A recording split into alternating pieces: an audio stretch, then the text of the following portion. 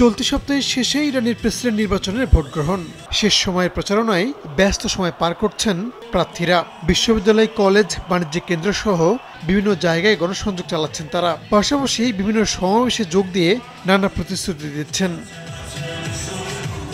রোববার রাজধানী তেহরানে এক জনসভায় যোগ দেন প্রেসিডেন্ট প্রার্থী মাসুদ পেজেশকিয়ান। পশ্চিমা নিষেধাজ্ঞা মোকাবেলা করে নিষেধাজ্ঞার ফলে যারা সুফল ভোগ করছেন তাদের ধ্বংস করার ঘোষণা দিয়েছেন তিনি।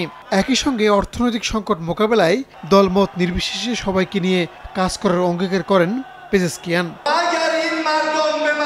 আমাকে ভোট দিলে আমি জনগণের পাশে থাকব। আমি প্রতিশ্রুতি দিচ্ছি, কখনো আপনাদের কাছে মিথ্যা বলবো না। নগদের কাছে সব গ্রাহকই প্রিয়, তাই তো সারা দেশে ক্যাশ আউট চার্জ সবচেয়ে কম।